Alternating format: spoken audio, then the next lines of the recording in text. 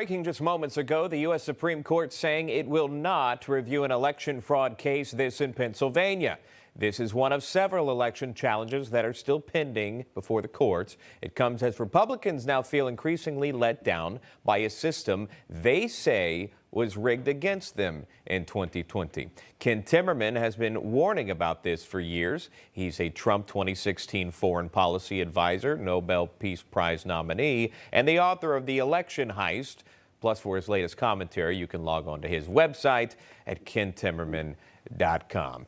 Good to see you, Ken. Thank you for coming on. First, I'd like to get your reaction to this decision from the Supreme Court moments ago that they would not hear this election fraud case in Pennsylvania. Are you surprised?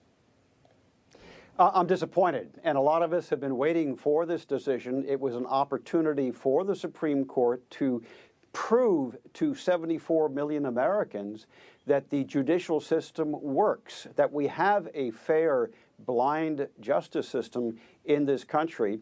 And I'm afraid to see that it does not. Our institutions have failed us. And I think that's what we as Trump supporters have taken away from this election. Our institutions have failed us and our leaders have failed us.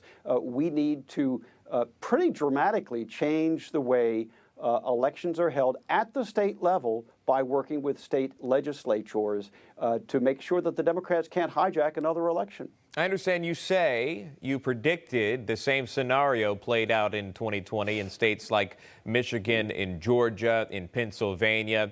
What needs to change and what needs to be done by the Republican Party or by the states? Your thoughts?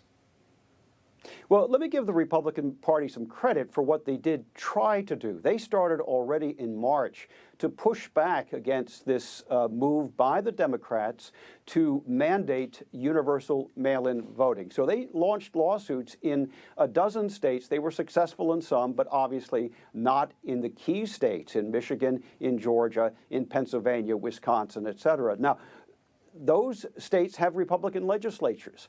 They can revise their own election laws to make it impossible to have a universal mail-in voting, to go back to the old standard where you have to have a justification not to show up at the polls. They can also mandate that the voter rolls get cleaned. That's very important, so you don't have dead people on the rolls, so the cemeteries don't vote, as they did in Milwaukee, and so you don't have people from out of state voting across state lines. So there are a number of things that they can do. Voter ID is absolutely critical, and everybody knows, Shaun, there's only one reason why you would be against voter ID: because you want to cheat. Another thing, too, voter ID, I'm glad you brought that up, as well as ballot harvesting. But they would argue with you that this isn't new. It didn't just happen in 2020. There were always, it's an imperfect system.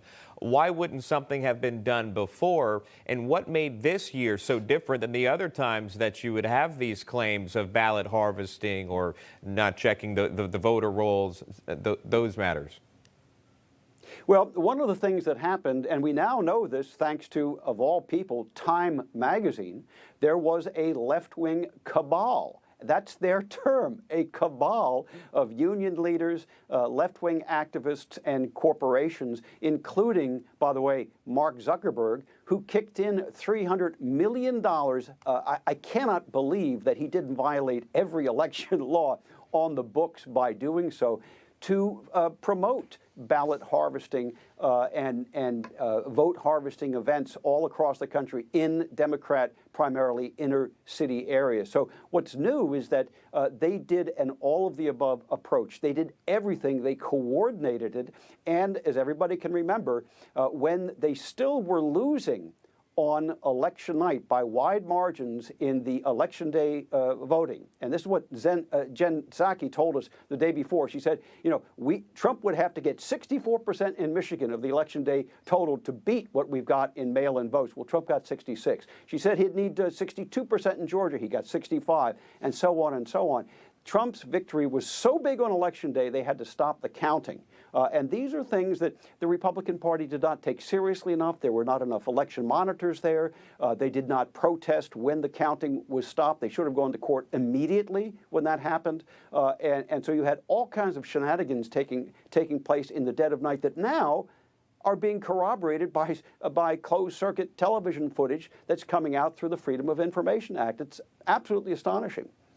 Nevertheless, there are those thoughts that do exist out there.